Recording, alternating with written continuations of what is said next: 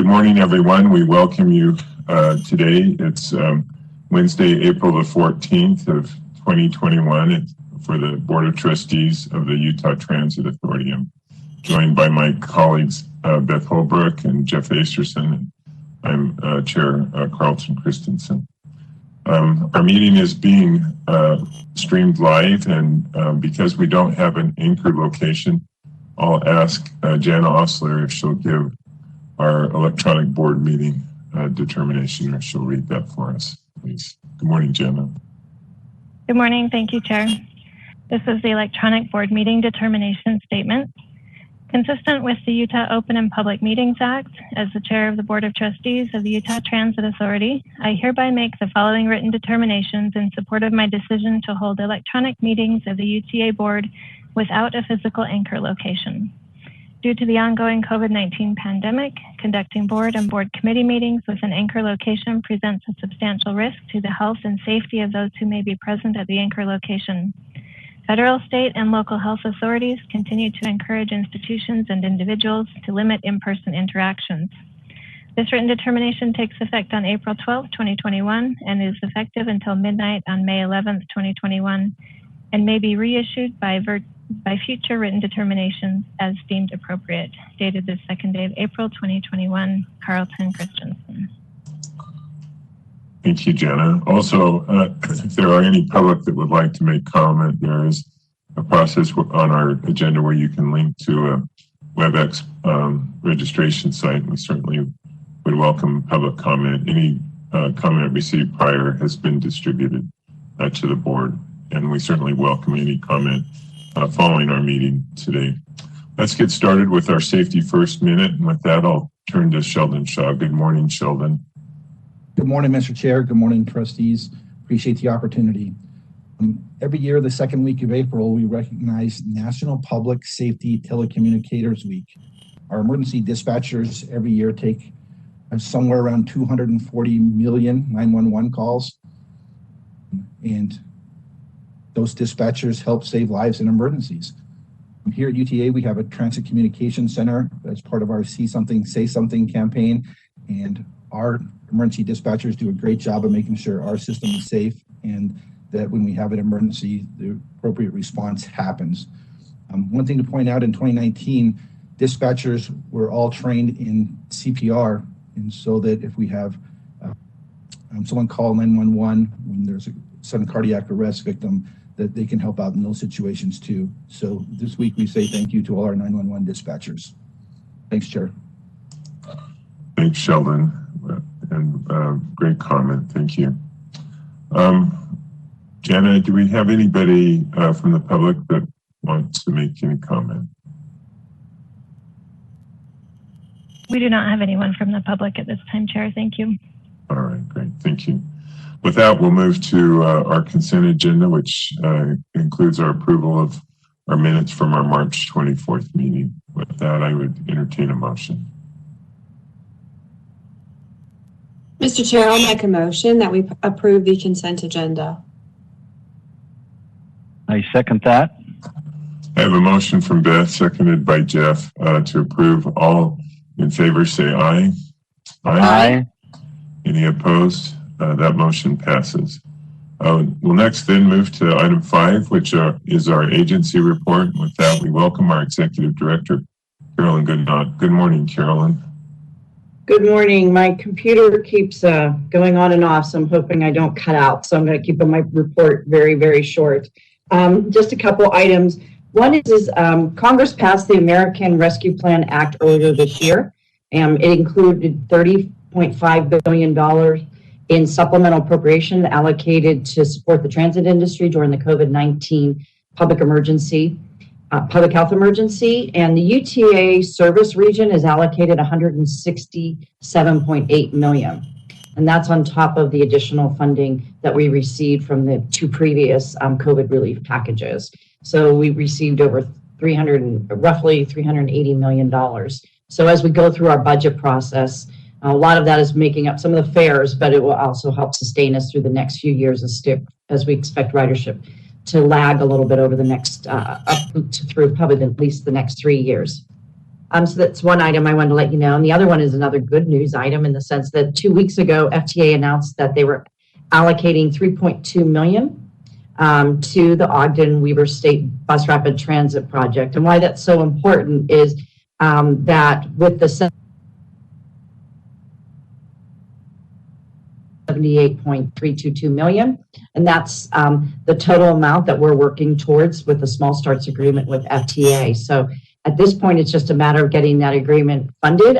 They have been great to work with. They have given us a letter no prejudice, so we're able to have the groundbreaking and move forward with construction on the project. And right now, they are reviewing all the materials that we submitted for our application for the small starts agreement. So we should be getting that sometime later this year. But still, we're able to move the project, and we know we've been allocated the full amount that the FTA has had for that small starts project. So that's really momentous in the sense that that project, we know we'll be getting that allocation fairly quickly and be able to spend those monies. So just those were the two items I wanted to cover today. Thanks, Carolyn, and thanks to you and staff for a great groundbreaking yesterday, and our own Beth Holbrook as well. And anyway, it was I think we just barely got in under the window of no hurricane winds, but it was a nice event. So thank you. Thank you. I want to thank all the staff for that. They did a great job, and also our partners. Ogden was involved, and Weber State did really did a great job setting everything up and providing a lot of the space and the audio and that for the event. Well, great. Yeah, there were a lot of wonderful partners there with us that day. With that, thank you. With that, we'll go to our financial report. We welcome Bill Green and Brad Armstrong for that update. Good morning, Bill. Good morning, Chair Christensen, Trustees Acerson and Holbrook. For the record, Bill Green, CFO. We're here this morning to present the February financial report to you, and Brad Armstrong will take care of the presentation. Brad? Good morning, Chair, members of the board. My name is Brad Armstrong. I'm the Senior Manager of Budget and Financial Analysis here at UTA.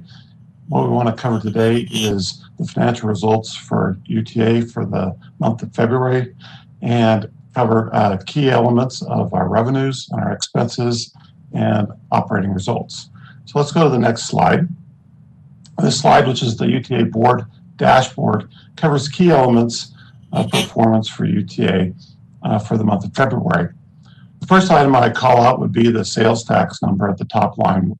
We, because of delays in when we are paid by the state, we see January results for that. So for the first month of January of this year, we saw somewhat positive results of $1.6 million above budget, or 6%.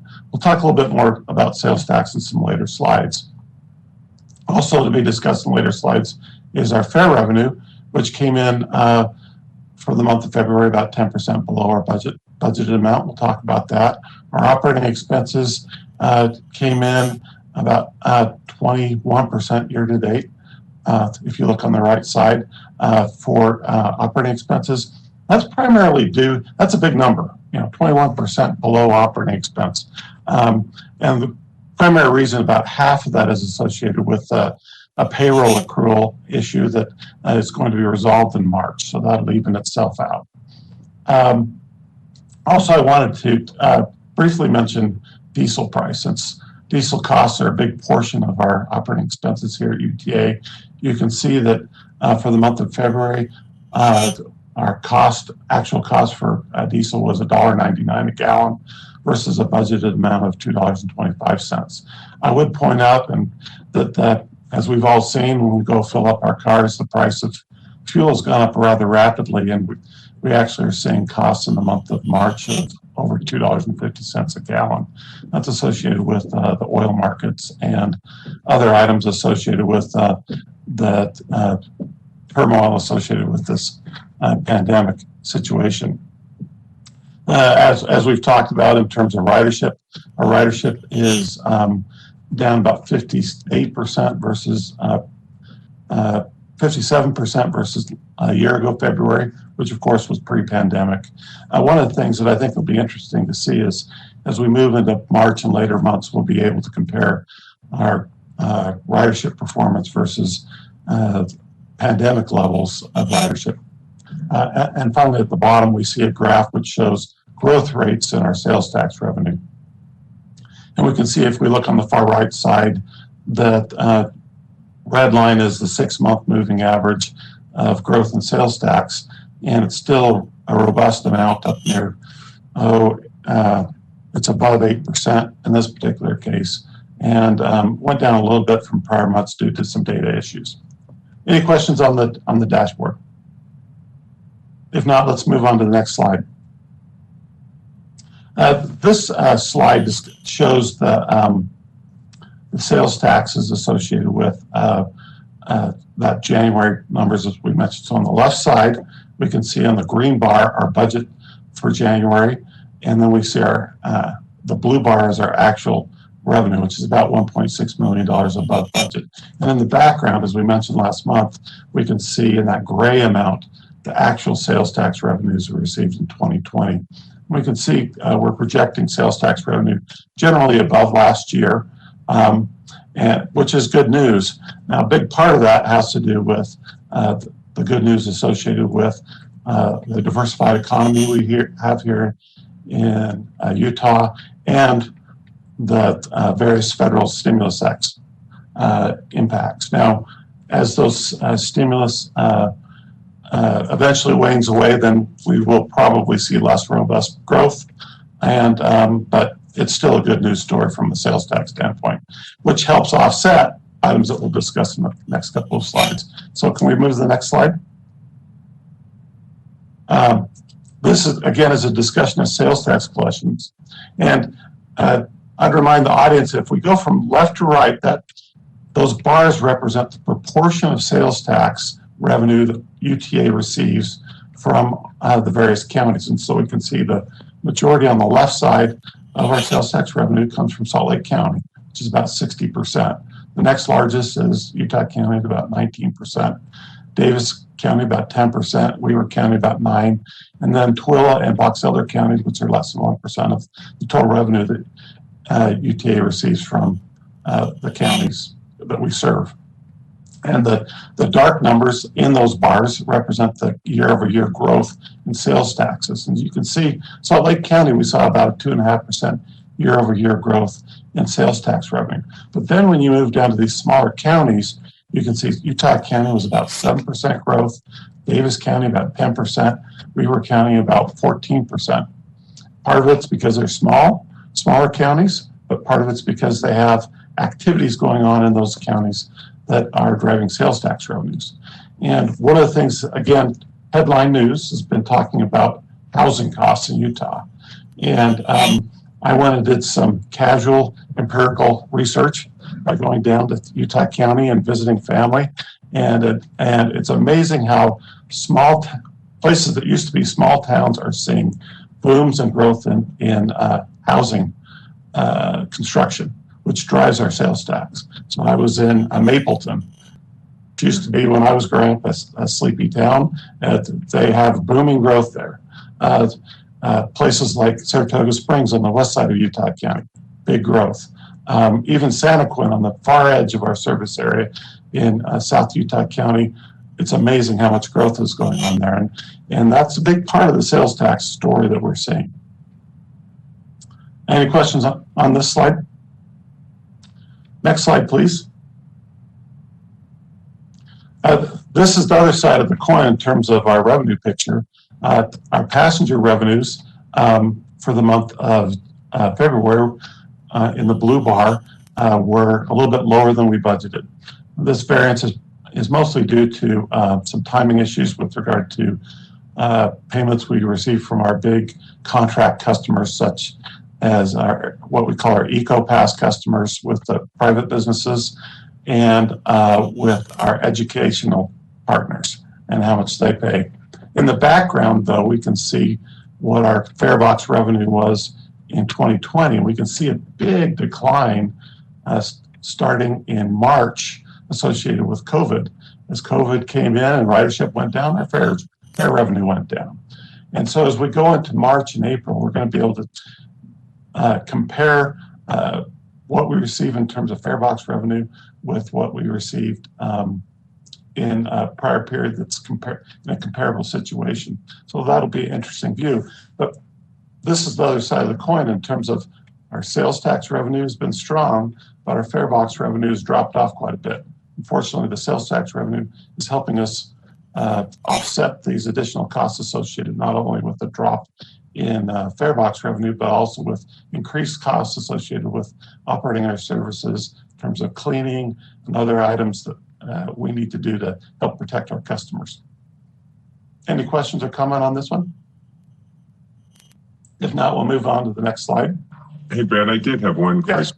When you said there was kind of a delay in EcoPass, I know we've had to make some adjustments just based on overall volume that those customers are experiencing this year and the change in work environment.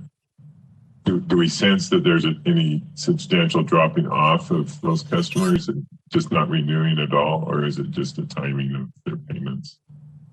Well, in the actual numbers, I don't think that that we're looking at right now. I don't think we see that, but it is something that we need to keep in mind as businesses reevaluate their situation with regard to telecommuting and those sorts of things. I think it would be natural for them to look at their contracts and adjust accordingly.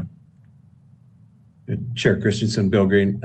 Yeah, we are seeing some, and I think you'll see in a future board presentation, we are seeing some movement from some of our larger customers are, looking at potentially adjusting the contract agreements to reflect the lower ridership that they're experiencing and also the new work reality that they have as we go through the recovery.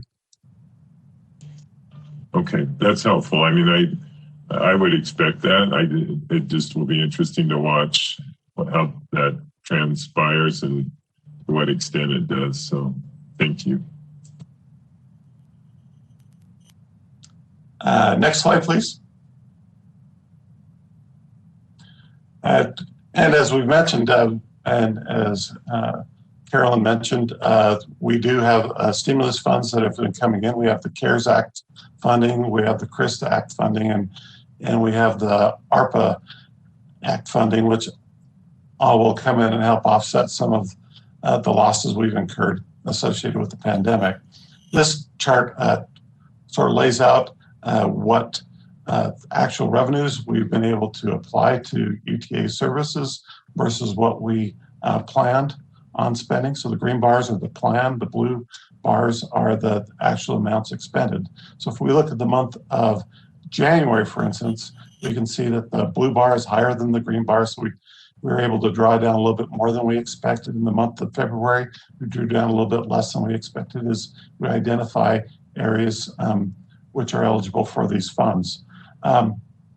Over time, the plan is to apply these funds as quickly as possible and to make sure that they're applied and help support the operations of UTA.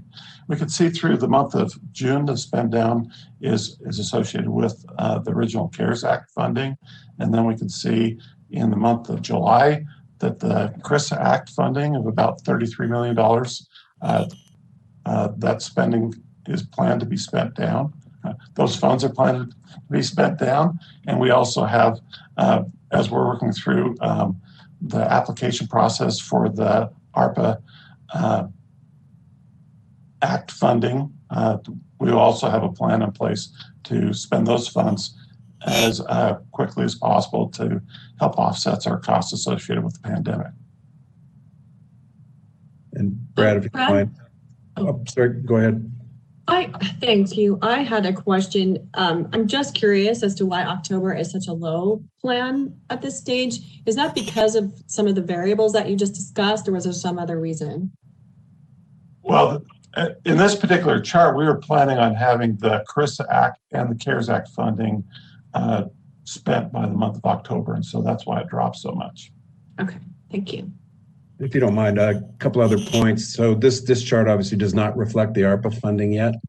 As Carolyn mentioned, we got about $168 million in funding formula funds for that. We're putting together plans right now to expedite drawdown. We'll probably be modifying the existing grant. So we'll be back to you probably in the next meeting with a chart that looks a little bit different as we come up with other ways to draw this money down as quickly as possible and even start drawing down some of the ARPA this year.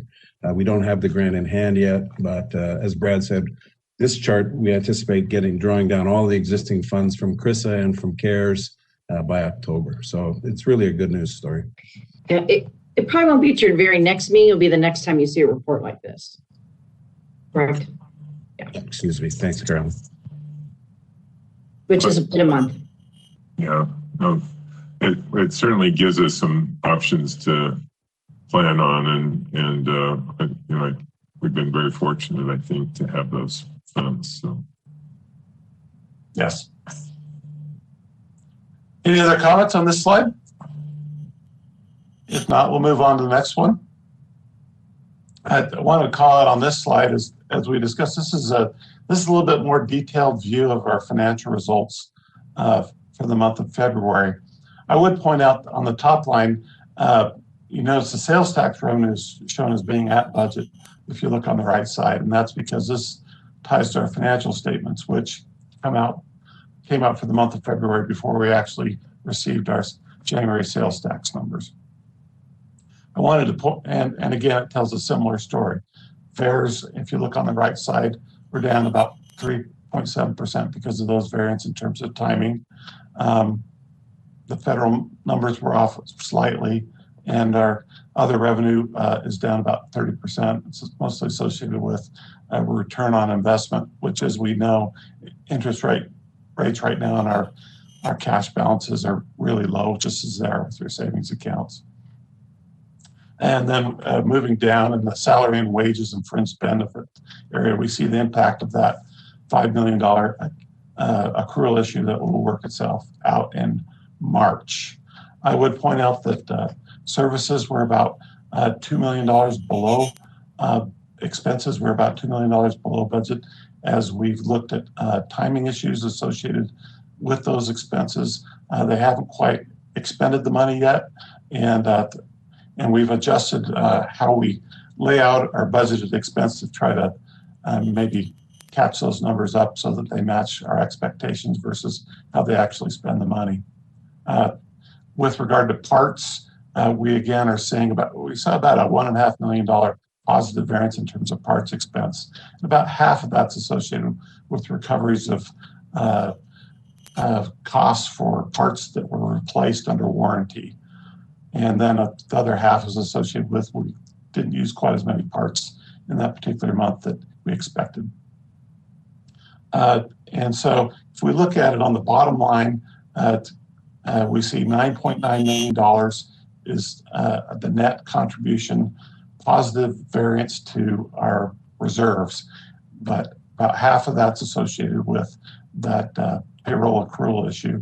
So it's still a positive story. We spent less than we brought in, and a little bit less than we even expected to spend, which means that we're trying to be prudent, manage our expenses, and in these uncertain times. Any questions you might have here? Pat, I did have one question, and that is, I think in your last report, you mentioned there was maybe they had straight lined the budgeting for utilities or something to that effect, and that hadn't reflected the seasonality of those expense patterns. Is that still the case when you're under over 33%, or is that sort of the unforeseen costs that were not hadn't anticipated? Yeah, the primary reason we have that 33%, you can see in the month of February on the left side, it was 0.4% below budget. And so what happened is in the month of January, we really had items associated with increased usage associated with snow melt. So we are trying to make sure that we call it phasing, where you spread that full year budget by month by expectation. We're trying to align those things better as we work through these issues. So we are working towards that goal, Chair. If you don't mind. So as Brad mentioned, we took January's actuals, and then we moved forward with some of those large kind of lumpy costs, and utilities clearly one of them. There's some other large costs and other, for example, some of the contingencies and so forth. And we tried to realign those and do a better job of, as you mentioned, Chair, kind of looking at the seasonality of some of these things. And we'll improve this over the year. And then certainly going into next year, we'll have a much better handle. And I think you'll see a much better prediction or budget, if you will, budget by month for each of these items. Well, I keep forgetting about the fact that you have heat cables which makes all the sense in the platforms, and we should have that more when you have snowy weather, and so that makes a lot of sense. Yeah, and one of the joys of forecasting is, when we do budgets, they're forecasts, and we have unexpected events happen as well. So that's part of the fun of it. Sure. Anything else, Brad? No, that's it. If you don't have any other questions, appreciate your time. Thank you. All right. I think any questions though for the board? I'm sorry, I should have asked Jeff or Beth. I don't have a question so much, Chair, as I just wanted to thank Bill and Brad both and all their team for kind of working on these projections and these the way that they're formatted is really helpful. So I appreciate that. Thank you. Thank you. Appreciate. Maybe what we should have is a weatherman or a person on board so we can predict these events. That's tongue-in-cheek thoughts, but anyway, that's how weather changes. There you go. Be a rich man. I could do that one. Brad, thank you so much for your efforts, and Bill as well. Thanks. Thank you. We'll next move forward with the resolution R2021-04-01, which is granting contract and expenditure authority for some reoccurring items. And we welcome our controller, Troy Bingham. Good morning, Troy. Good morning, trustees. This resolution you'll remember is an annual resolution we do for those typical type activities in disbursements that we do every payroll or do regularly reoccurring. So the next page, if there's a slide, kind of shows you what we've asked for. Here's the 12 vendors. Actually, there's 13 with the new creation of a new P card vendor this year. We don't know when that's going to take place, so we've added that. But there's 12 vendors, and you'll see most of them are payroll, but some of them are associated with our large insurance payments we make once a year, electricity payments we make to Rocky Mountain Power, and then some P card payments and inventory payments at the bottom. So these 12 vendors, it now shows the annual spend we have as of what we spent in 2020 to kind of give you an idea of how much business we do with these vendors. And this resolution basically allows us to make disbursements to these vendors over $200,000 throughout the year. And every year we come and update this resolution to you, letting you know where we're at. So if there's any questions or concerns, let me know. No, and I think Troy, new this year is, and you probably just said it, is that we're working off of annual numbers as opposed to monthly amounts. Correct. In years past, we did more kind of like a biweekly or monthly amounts. We want to give you a full breadth and scope of how much we do with these vendors this year. Sure. No, I like this a lot. But it seems like you're probably comfortable then with these annual numbers. Yeah, every year I'll update what we spent in 2021 with the 2022 resolution. So. Okay. Any questions of Troy? Seeing none, I would entertain a motion on this resolution. Chair, I make the motion to approve R 2021-04-01 resolution granting contract and expenditure authority. Second. I have a motion by Jeff, seconded by Beth on the resolution. I'll ask for a roll call. Trustee Holbrook. Aye. Trustee Aserson. Aye. Chair Christensen. Aye. The vote is unanimous. Thank you. Thank you. Thanks, Jenna. Thanks, Troy. Thank you. We'll move into contracts, disbursements, and grant. And the first item up is a contract for battery electric buses and the associated charging equipment with Gillig LLC. With that, we welcome Eddie Cummins and Kyle Stockley. Good morning, Eddie. Good morning. Thank you, Chair. This is a contract with Gillig LLC for battery electric buses and associated charging equipment. UTA released an RFP in August 2020, and Gillig LLC was selected as the preferred electric bus supplier based on overall scoring.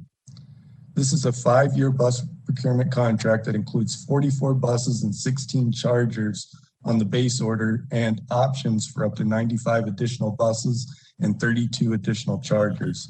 The base order amount is $44,267,669, and the estimated total of the 5-year contract is $145,944,094.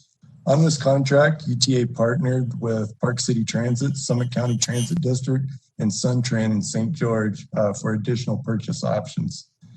The contract includes buses, charging equipment, tools, and training. The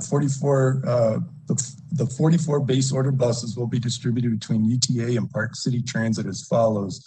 32 buses will go to UTA, 10 of those going to the Ogden BRT, and then 12 buses will be going to Park City. Are there any questions on this contract?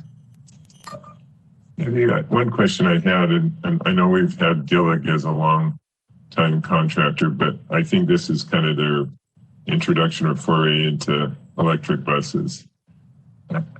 First of all, this is my ignorance, but there's some certification on whether they pass muster. I know at one time they haven't quite gotten that yet, but that may have been a COVID thing. And the other question is how confident we are we in a bus that really hasn't been used much? Right. Well, I appreciate that question. The short answer is yes, it has gone through the certification you're referring to as Altoona testing. I'll let Kyle Stockley speak to that a little bit. Kyle, you out there? Thanks, Eddie, and good morning, board. So yes, Carlton, the Gillig bus has passed the Altoona testing at the end of March. And during our scoring process, we work with supply chain on the procurement rules, and we actually did deduct points from Gillig for that certification not being done at the time of the procurement. But even with that deduction, they were still our preferred vendor with this contract. Also, I did a little research, and there's 27 different transits that have orders with Gillig right now, which works out to be just shy of 130 buses. And so it's not just us that has confidence in Gillig, it's really agencies across the country. I assume at some point they tested them out somewhere. And in addition to this testing, I mean, do we have any sense of how they sort of fared in that? Yeah, and actually what they do is they simulate an Altoona test on site before, like with their engineering team, before they actually send it out there to make sure that they pass with high marks. And so they ran this through testing forwards and backwards. And the one thing that was really nice about partnering with Gillig was they were a little bit, admittedly late to the game, but the reason for that was they wanted to make sure the bus was ready when they were selling it, to the different agencies. That's helpful. Chair, I have a question. Yeah, please, Jeff.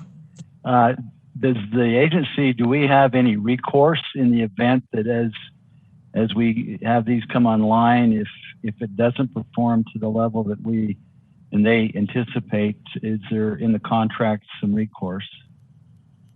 Yeah. So what we'll do is we'll watch the quality and production of the electric buses as they come out, and so we partner with a bunch of agencies already across the country, and we really do keep close tabs on the performance of not only buses but the rail vehicles as well. And so if we see anything on the front end, even before we get our buses, we'll make sure those are resolved before our buses even go online. And we also have contract language in our agreement with Gillig to protect UTA in case something does go wrong. Thank you for that explanation. I had a question also.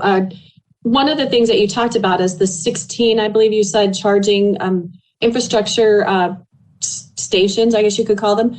And I'm just curious, does Gillig also have that expertise to do that level, or is that a subcontract item that they sub out and then they work with, in this case, Rocky Mountain Power to kind of finalize all of that? So Beth, for that is they subcontract it and partner with ABB, which is a charging infrastructure manufacturer, and the one really promising aspect of working with Gillig is they have that unit installed or that exact infrastructure installed at the factory.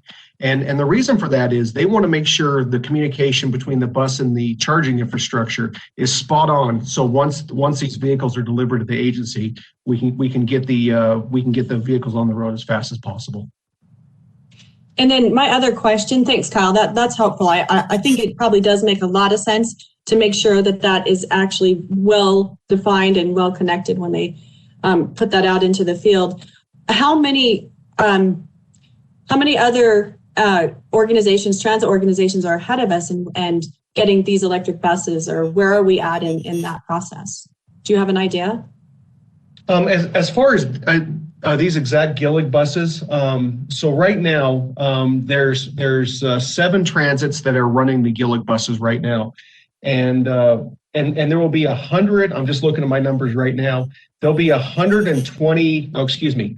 There'll be 25 transits that'll be operating the Gillig buses before we get ours. And so they're jumping right into it, and agencies are getting into the electric vehicle deployment as we speak. Thank you. That's very helpful. I appreciate that. I'm sure they'll be great. I'm always grateful when my friends try the new Microsoft products first, and I get the sort of second version of it. But anyway, I'm sure they'll be good buses. So, questions though from others? All right. Thank you, Kyle and Eddie. With that, I would entertain a motion on this particular contract. Mr. Chair, I'll make a motion that we approve the battery electric buses and associated charging equipment with Gillig LLC as presented. I'll second that. I have a motion from Beth, seconded by Jeff, on this particular contract with Gillig LLC. All in favor, say aye. Aye. Aye. Any opposed? That motion passes. Thanks again on that one. That takes us to item B on our agenda, which is a contract for program management services with HMTB. And with that, we welcome Mary DiLoretto and Manjeet Renu. Good morning. Good morning, trustees. I'm joined today by Manjeet Renu, the Director of Capital Development, as well as Gray Turner in the Capital Department. And they're going to assist me answering questions for both this and the next contract item, which are both regarding our program management services. UTA uses program management services sort of as an extension of staff. We do it for when we have jobs that are temporary and we don't want to hire an employee. We could just use them for that temporary support, or some expertise that they have that we don't need a full-time person, but part-time support on that expertise, or if we have a crunch time and we just need extra help at that point. So a number of reasons that we use program management services, and it's been very effective and very helpful for us. We have had WSP as our current program manager, and their contract term is winding down. So we put an RFP out, and we had 3 good responses, and we have selected HNTB for the new 3-year term with 2 one-year options. The contract today is for a 3-year term with an amount of $17,086,498, with about a little over $5 million being estimated to be spent each year. So this is the amount that we estimate. If we would go over that amount, we would come back to the board, but we don't anticipate going over at this time. But if we stay under the amount, we're just being charged for the services rendered. So we would just pay what the expenses are related to that. I don't know if you have any questions, or if Manjeet wants to add any more on the services this Program Management will provide. Well, thanks, Mary. Great synopsis of the proposed contract. And I would just add, as we are ramping up our capital program and with the expectations and trust that's been placed upon us, this contract definitely and scope of services takes on greater importance as extension of staff and providing the resources and innovative thinking that we'll need to meet the expectations of those who rely on our services through capital development, state of good repair, and project controls. Manjeet or Mary, if my memory serves me right, HNTB has a substantial local presence at their offices, or are they having to ramp up in order to service? They do have a local office, and we will also rely on out-of-state support as well for the expertise. But they do have, I'm not sure exactly the staffing that they have, Monty, but they also have subs who are local as well. Yeah, that's right, Mary. The key staff, including the main project, our program manager, are local with HNTB, as are some of the subs, as Mary mentioned. But to ensure we have all the right resources to meet our needs, we will be drawing from individuals across the country. Of course, as we've all gotten used to remote work, that works well. And then from time to time, they'll be coming here for a short period of time or some extended duration as needed. And we have office space available for the on-site staff as needed. Questions from members of the board? Just to kind of clarify, I think I had already understood this, but just to make sure, this is kind of a similar, it's almost like on call, but yet it's not, because we never know exactly which projects could come up in each given year. Is that pretty accurate in how I'm framing that? Maybe you already said that, but I thought that this was a goal of taking a look at each year and saying, here's what the amount should be. But then of course there could be changes. Is that right? That's correct. We have estimated which projects we would use support on from HNTB. And I think that's attached in the back of the contract for at least for this first year, how much hours we anticipate on each project. But that can change. That's flexible and will fluctuate as we prioritize different projects each year in our 5-year capital plan. And they have the ability to navigate if there is something that comes up unexpectedly, or rather unexpectedly. Is that correct? Yeah, and Amanji, do you want to add to that? We do have a strong staff here, but I'll let him add to that. Yes, that's correct. There's a great presence locally, as well as with the size of the key firms and some of the subs. We also have a good DBE presence with the team here. So we believe that we have adequate resources that can be drawn upon as needed for the unanticipated needs that come up, which is part of the reason for having the program management services. Thank you. Other questions on this particular contract? Jeff, did you have one? Okay, I wasn't sure. All right. Well, if they're seeing no other contracts other questions, I would entertain a motion on this new contract with HNTB. Chair, I move that we accept the contract for program management services with HNTB. Second. I have a motion from Jeff, seconded by Beth, to approve program management services contract with HNTB. All in favor, say aye. Aye. Aye. Any opposed? That motion passes. Thank you, Mary and Manjeet. I think you're hanging around, however, for item number C, which is a change order with our current program management services contract for an extension with WSP. Mary? Yes.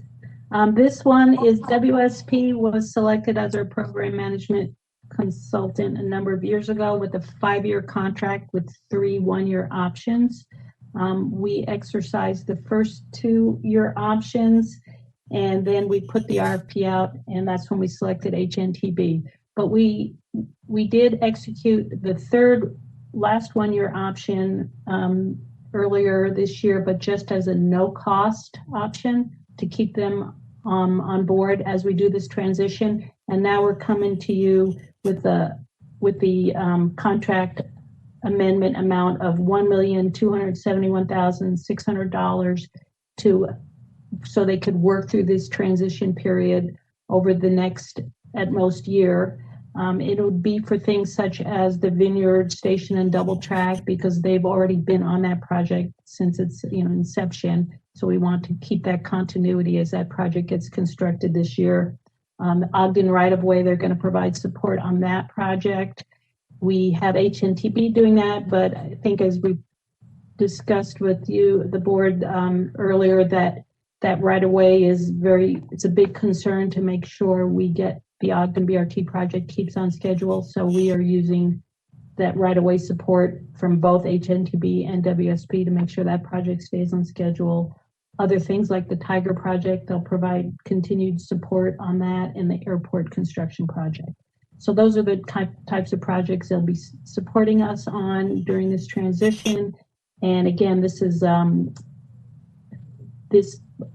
value would be just what they work for, what they charge to. It could be less if they don't provide that much support. Is there any questions on this project? On this contract? Any questions on this particular change order? Not seeing that, it does make some sense to keep the continuity on these projects as we wrap them up. So with that, I would entertain a motion on the change order. Mr. Chair, I'll make a motion to approve the project management services contract extension with WSP. Second. I have a motion from Beth, seconded by Jeff, to approve the change order. All in favor, say aye. Aye. Aye. Any opposed? That motion passes. Thank you, Mary Manjeet, and also Gray for hanging around. Thanks. I think that brings us to, if I'm not mistaken, and I'm on the right one, we're on item D, on-call infrastructure maintenance task order number 10, which is the Redwood Road tracks grade crossing replacement. And this will be with Stacy and Whitback. With that, I welcome Eddie Cummins. Yeah. It says Kyle Stockley, but then I see Dave Hancock, so you'll have to help me figure this one out. Eddie? No worries. Thank you, Chair. This is task order number 10 to the on-call infrastructure maintenance contract with Stacy and Whitbeck Incorporated. As a reminder, in October 2020, UTA released an RFP for an on-call maintenance contractor focused specifically on infrastructure assets. Bids were received and evaluated, and Stacy Whitbeck Incorporated was selected as the winner based on overall scoring using the best value format. The scope of this task order includes full replacement of the Redwood Road crossing on the red line. The task order amount is $304,203, bringing the total contract amount to $2,302,727. To maintain UTA's rail lines, the agency needs to replace or rehabilitate approximately 5 to 7 crossings per year. These projects typically involve removal and replacement or rehabilitation of the rail, crossing panels, and tubs, as well as earth stabilization efforts. This will be the second of the 8 grade crossing projects we have planned in 2021. If approved, this work will be performed April 24th through April 28th. Are there any questions on this task order? The question I had was, I know it crosses Redwood Road at 2 locations on the red line and the green line. Which crossing is this? The red line, I assume, or? Yes, this is the red line. Okay. Good. Any questions on this particular change order from the board? Seems pretty straightforward. Seeing no questions, I would entertain a motion on the change order. Chair, I'll make that motion, the change order on-call infrastructure maintenance, task order number 10, the Redwood Road tracks grade crossing replacement with Stacy and Whitbeck Inc. Second. I have a motion from Jeff, seconded by Beth, on the change order. All in favor, say aye. Aye. Aye. Any opposed? That motion passes. Thank you, Eddie and Kyle and Dave, on that particular one. With that, we'll go to pre-procurement, and we welcome Todd Mills on that. Good morning, Mr. Chair and trustees. This morning I have 3 items to bring to the board for approval, for review, excuse me, that we're ready to go out on procurement for. The first is a sole source procurement to establish a 5-year contract with DC Tech to continue support of our Motorola Integrated Digital Enhanced Network, or IDEN system. The IDEN system was originally purchased through a competitive bid in 2011, and it's the radio system UTA has been using in our entire fleet since then. The Motorola IDEN system uses cellular technology over an IP-based network on a scaled-down version of Nextel's push-to-talk platform. This allows for quick, reliable contact with our operators throughout our service territory. The sole source contract will continue to provide support to our current system while UTA explores alternatives to replace it. This sole source was presented to and approved by the Sole Source Review Board, and funding for this project for this contract is included in the IT 2021 operating expense budget. I have Kyle Brimley on as well to answer any specific questions you might have. Todd, the one question I had, and I think Kyle can probably speak to it.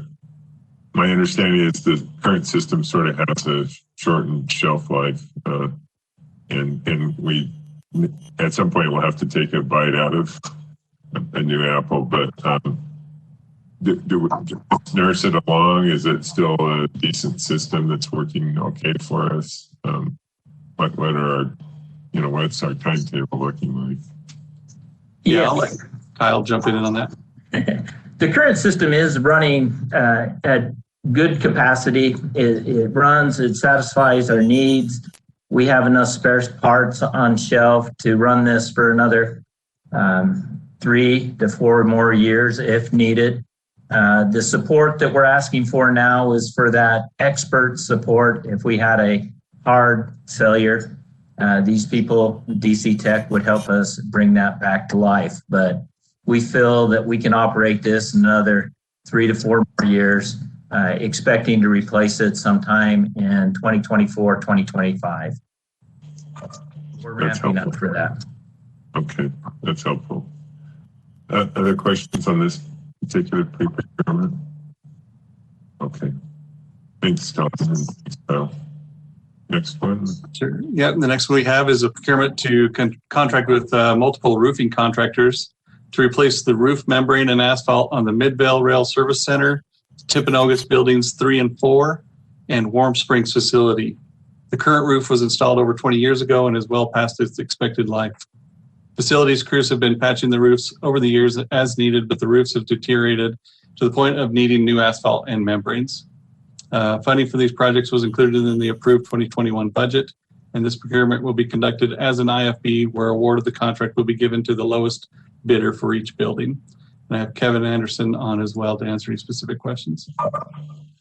My only question was, and I realize commercial roofs kind of have a 20-year life, basically, but do we anticipate somebody bidding on doing them all, or do you expect like 5 different bids? My anticipation is there will be multiple bids for each facility. And Kevin might want to expand on this, but I would assume that it might be hard for one company to be able to do all of the buildings that we need done in a timely manner this summer. And Kevin, do you have anything to add to that? And do we use the same built roofing product, or is that what comes in the bid itself? They make their own proposal. Chair, the roofing product will be, it will all be the same, a TPO roof, so each contractor will have to bid to those specifications. Okay, that's helpful. I have a question. I apologize, I didn't mean to interrupt. I had a question in terms of the design of the roof itself, in terms of heat loss and retention. And structurally, I've understood that white roofing is slightly better. Is that what we look for when we're doing these types of projects? in terms of heat loss and heat transference, I guess is the reason for that, because a dark roof obviously absorbs more heat. Sure, the TPO membrane is a white roof. And you're correct in saying that we do lose cooling in the summer and heating in the winter with black roofs. So these are white roofs. The TPO roof is superior to the old rubber membrane roofs that we are replacing. Thank you. All right, any other questions on that one? Seeing none, the 3300 South bus stop and design and property acquisition. Yeah, the last one here is a procurement to contract with a firm for the design services, property acquisition, and right-of-way and topography survey services for the 3300 South CMAC bus stop project. This will be for a total of 36 bus stops along 3300 South. These services need to be completed as soon as possible in 2021 before construction of the bus stops can begin in 2022. Funding for this contract will be provided by a CMAC grant and a 6.77% UTA match. This procurement will be conducted as an RFP where selection criteria will be evaluated and scored in addition to price. And I have Brandon Heath joining us as well to answer specific questions. My only question was, is there one firm that sort of does all this, or is that typical? Sure. So it could be one firm that does all the work, or it could be a prime firm that has a subcontractor for, say, the survey or the property acquisition services. Okay. I just didn't know how specialized this was or how unique it was. I'm assuming we've done similar procurements, or is this? Yeah. Okay. Right. So there'll be a engineering design services, topography survey, right-of-way services. So it's something that we've gone out for bid for before. So. Okay, great. Beth, it looks like you had a question.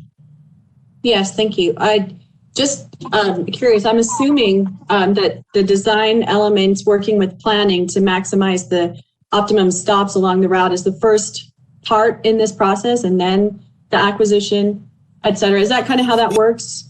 So they really understand, they get maximum value? Yeah. Yeah, so we've been working with planning and they've identified the stop locations and the amenities that they're looking at based off ridership. So we've gone through and done a lot of preliminary legwork on where these stops will be located. And so now we're working on environmental clearance of the locations. And then once we have that, this consultant will be able to dig into the real detailed engineering design and the survey and the property acquisition. Thank you. Any other questions on that one? Todd, any others? Pre-procurement? Not today. That's all I've got. Thank you. Okay, great. Hey, thank you for that update. We'll move to item 8, which is service and fare approvals. And item A is a complimentary fare for the Art and Transit Complimentary Pass Program. And we welcome Kinsey Kunkel and then also Megan Waters. And we got a chance to get a preview of the artwork last week and showed it at the Utah Association of Counties. And there were a lot of fans of the artwork itself. I don't know, Kinsey, or are you leading this? Megan will actually be leading out, so we'll turn the time over to her. Great. Thanks, Kenzie. Thank you, board, for having us this morning. Yes, I am so glad that you all got to preview the artwork and took it out to the community already. That's very exciting for us. Could I get the next slide, please? So many of you know that we have put on our first My Beautiful Community Art Program, and the theme this year was Meet Your Neighbor.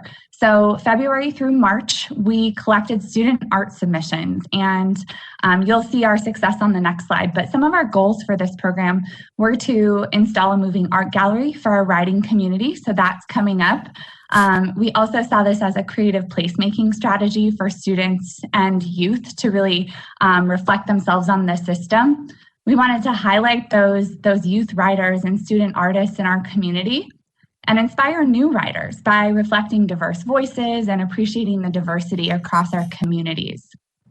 It was also a great way for us to build relationships and partnerships with different communities and different community organizations. Next slide. So you saw the wonderful artwork. We received over 600 submissions this year, which we were really proud of.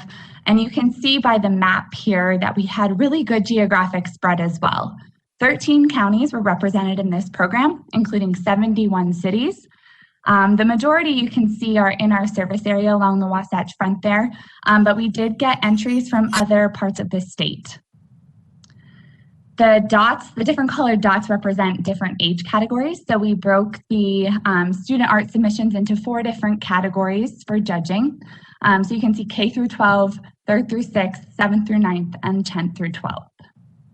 We had a lot of partners engaged on this project, from art organizations to education, to multicultural organizations and other transit districts as well. And we do have a lot of lessons learned for future programs. Next slide. So our upcoming steps are to, many of the winners have been notified and many of the participants have been notified. We will be installing the artwork on the system, as well as in community-based displays across our service area. We are working with libraries, with the Jordan River Parkway, with different parks in our service area to do community displays, as well as with the Utah Arts Festival, which is exciting. We're also going to be putting up a virtual art gallery on our website. So we have the winning art displayed at rideuta.com/art. Everyone should go look at it. But we'll also have a virtual gallery of all of the submissions, and they were all so good. So we just wanted to make sure that everyone got a chance to look at those as well. We do have some opportunities coming up to celebrate the winners, where we'll be highlighting them in a Zoom meeting, and as well as a press event where we will unveil the bus wrap with the artwork on it as well. Next slide. So to our ask, you saw we had 645 submissions, and we would like to provide each student participant with a group pass to ride UTA for free with their families this year. We see this as an awesome opportunity for those students to see their artwork displayed on the system, as well as have them and their families be introduced to the system if they haven't ridden before, or if they haven't ridden during the pandemic, kind of reintroduce them to the system. And really, we know that this could support our goal of increased ridership in the next few months as well. So I'm going to have Kenzie talk a little bit about the fiscal impact of this request, but we hope to get your support on that for the students. Next slide. Cool, thank you, Megan. So as Megan mentioned, we'll be giving passes to both the families and to the participants. So that will be a total of 2,800 passes given out, 2 youth passes to each and 2 adult passes. So the total complimentary pass value for the 2,800 art passes is $12,000 and is calculated using UTA's public fare rates for Park City Service and the UTA Group Pass. So both passes give users access to regular and premium services. However, the Park City Pass also gives users access to the Park City Connect bus service.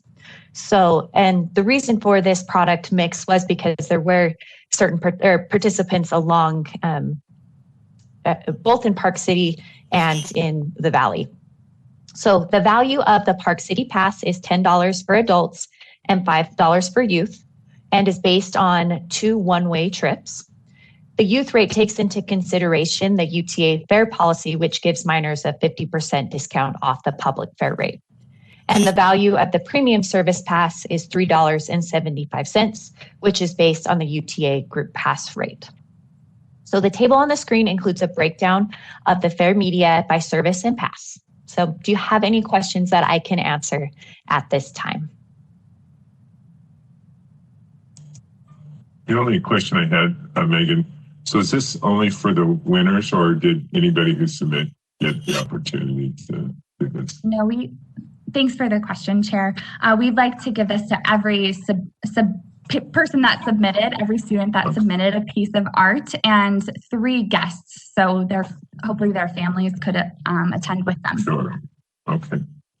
I mean, it makes a lot of sense. When I was looking at your map of participants and just remembering who ultimately won, I want to encourage those off the Wasatch Front to participate as well. So, not that they would be heavy riders, but for those few times they came out, it would be nice for them to take advantage of the system. So, questions, however?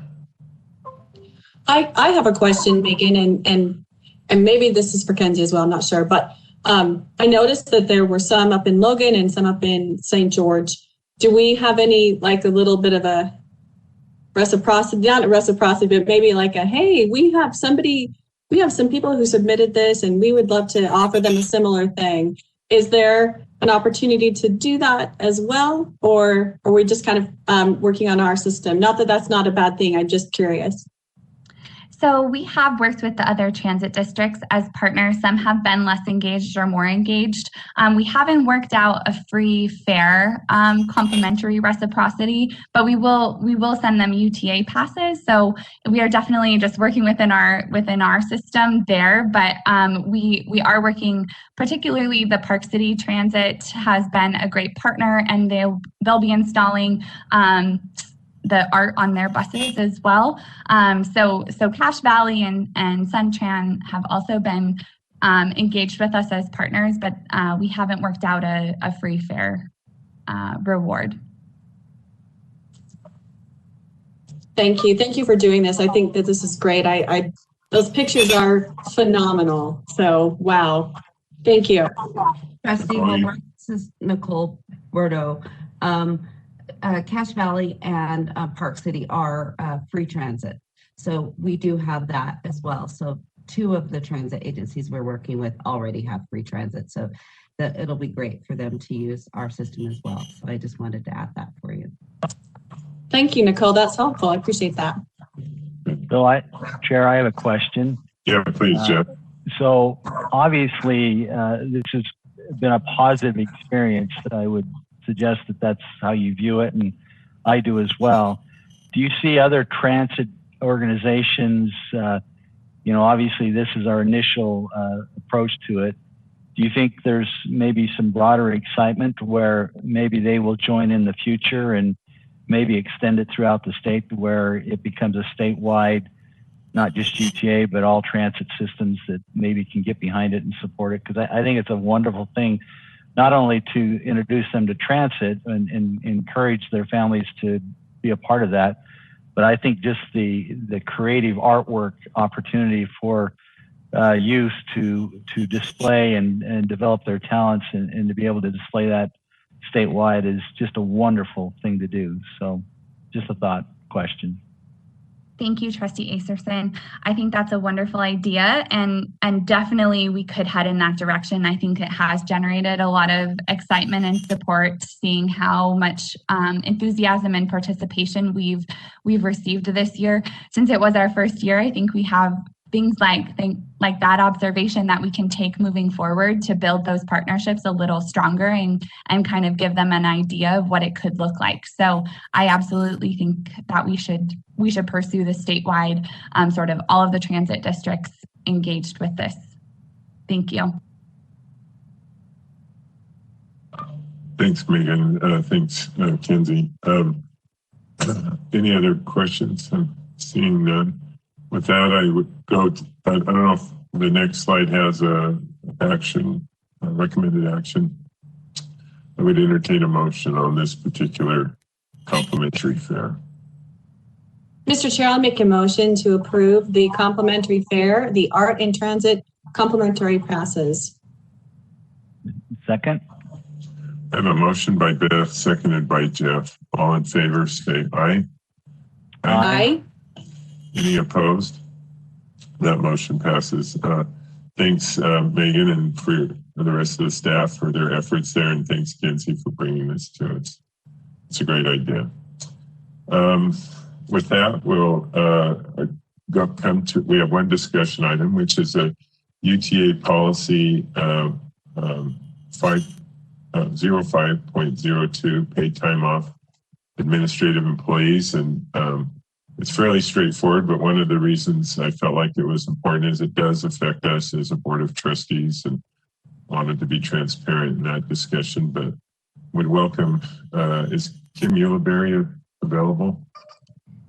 Not seeing her. So this item has been postponed to the April 28th meeting. Oh, I apologize. I didn't see that. No, thank you. That's all right. That's all right. There were just a couple things that we need to clean up that we noticed that there's some discussion on, and that's minor, and not really affecting the aspect of the policy. We just wanted to be able to bring it as clean as possible to you. Excellent. All right. Thank you. And sorry, staff did put that on my note. I just didn't see it. All right. Well, good. Well, as noted, we do have another meeting on April the 28th at 9 o'clock, and we have a closed session to discuss pending or reasonably imminent litigation that will be held on a different platform. And with that, I would entertain a motion to go into a closed session. So moved, Chair. Second. I have a motion by Jeff, seconded by Beth, to go into closed session. Why don't we plan to assemble on the other platform at 10:20? Just give folks a chance for a brief break, and we'll assemble there at 12:20. All in favor, say aye. Aye. Any opposed? That motion passes. All right, we'll see board and others here in just a couple minutes. Thank you.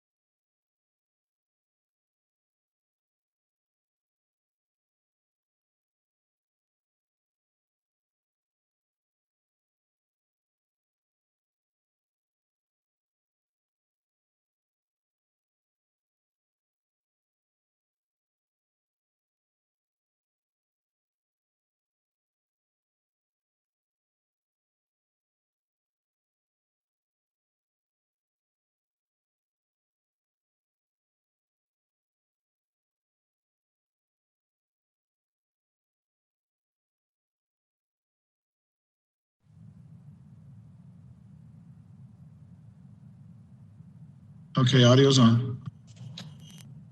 Okay. Are we good to go, Jenna? Yes, thank you. Okay.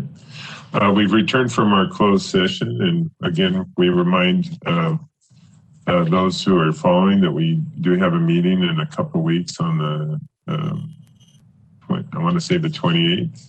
Yeah, 28th of April. With that, I would entertain a motion for adjournment. Mr. Chair, I make a motion that we adjourn. I will second that. Motion from Beth, seconded by Jeff. All in favor, say aye. Aye. Any opposed? That motion passes. Thank you, everybody, and thanks for a great meeting. Thank you. Thank you.